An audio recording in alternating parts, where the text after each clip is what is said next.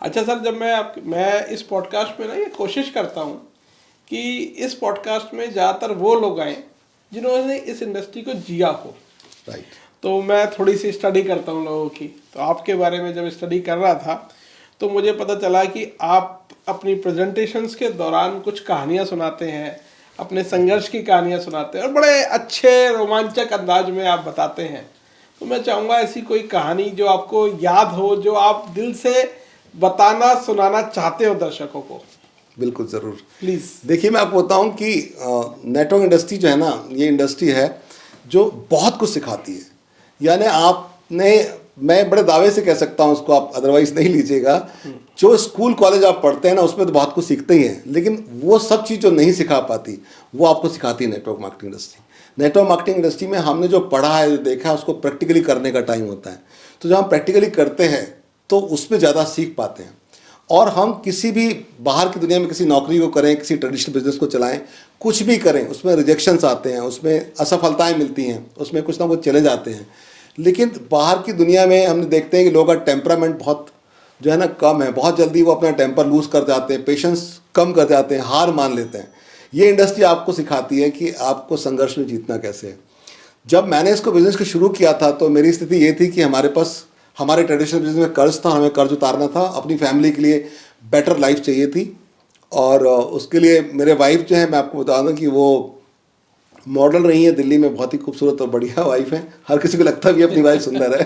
नहीं, ये उल्टा है। ओके। ज़्यादातर लोगों को अपनी नहीं लगती। ओके।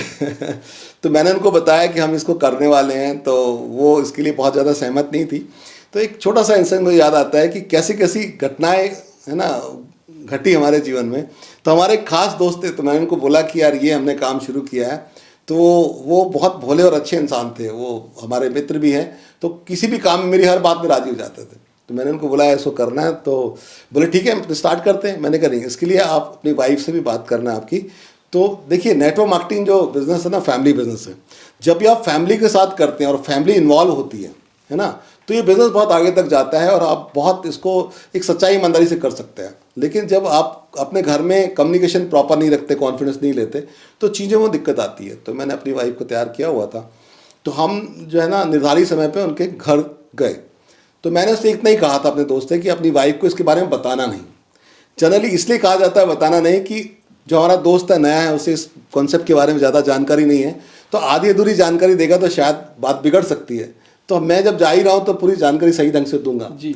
लेकिन हमारे दोस्त ने अपनी वाइफ को बताया, क्योंकि वो रुका नहीं, उसने बताया कि बत्रा साहब आने वाले हैं। बेट पे नहीं बचा। और उसने बताया कि बत्रा साहब आने वाले हैं और वो अपने को एक नेटवर्क मार्केटिंग कंपनी के बारे में बताने वाले हैं, हम लोग अमीर बनने वाले हैं, हम लोग का ये हो जाएगा वो हो जाएगा। जैसा कि जनरली एक परसेप्शन भी है इस इंडस्ट्री को लेकर, लोग गलत तरीके से प्रमोट करते हैं। तो उनकी वाइफ को कोई बैड एक्सपीरियंस था, उन्होंने कोई कंपनी किया हुआ था, उनका कुछ नुकसान हो चुका था। तो उन्होंने बोला कि बत्रा भैया आना चाहते हैं तो आइए, अगर घर में आना चाहते हैं आए, हम उनका स्वागत करेंगे। किसी कंपनी को लेकर आएंगे तो उनको मना कर दो। लेकिन ये गरीब हमारा दोस्त तो था ना, बड़ा शरीफ था, ये हमें मना नहीं कर पाया। तो हम इनके घर पहुंच गए वाइफ को लेके। तो जब हम घर पहुंचे तो इनकी वाइफ क्या है, बड़े गुस्सा था इनको कि मैंने इनको मना किया था कि नेटवर्क मार्केटिंग के लिए नहीं लेके आना, और लेकर चले आए, अपनी वाइफ को भी लाया साथ में। तो उन्होंने गुस्सा दिलाने के लिए, हमें और मेरी वाइफ को चिढ़ाने के लिए बोला कि हमारे घर के दरवाजे पे देखिए, बाहर गेट पे लिखा हुआ है कुत्तों को और भिखारियों का आना मना है, सेल्समैन का आना मना है।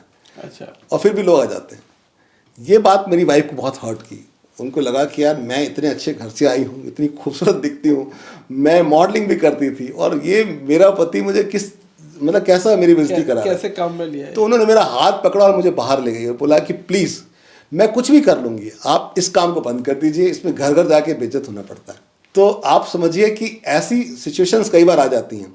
लेकिन अगर आप अपने जो आप काम कर रहे हैं उसके बारे में आपके कॉन्सेप्ट क्लियर हैं, और आपने स्टडी अच्छे से किया हुआ है, और आपको पता है आपके प्रोडक्ट की क्वालिटी के बारे में, आपको पता है अपने कंपनी के कॉन्सेप्ट के बारे में, और आपको पता है कि इससे लोग ज़िंदगियाँ बदलती हैं, तो ऐसी किसी भी चुनौती के समय में आपका जो नॉलेज है, जो प्रॉपर लिया हुआ है, वो काम आता है। और मैंने बड़े कॉन्फिडेंस से अपने वाइफ से बोला कि मुझ पर भरोसा करो, ये लोग करेंगे और बहुत अच्छा करेंगे, प्लीज़ आप मेरे साथ आधे घंटे बिना कुछ बोले बैठिए। और यकीन मानिए डॉक्टर साहब कि उस मीटिंग में मैंने उनको वो सारी चीज़ें बताई जो मैंने महसूस की थी, और मैंने उनको बताया कि आपके हस्बैंड को ये इश्यूज़ हैं, आपके फैमिली में ये इश्यूज़ हैं, और इन सब का समाधान है इसमें, और मैं इस लेवल पर नहीं पहुँचा हूँ, लेकिन ऐसे बहुत सारे लोग पहुँचे हैं, मैंने उनको दिखाया, उन सक्सेस लोगों की स्टोरीज वगैरह दिखाई और वो उससे कन्विंस हुई और हमारे बिजनेस में उन्होंने बहुत अच्छा काम किया।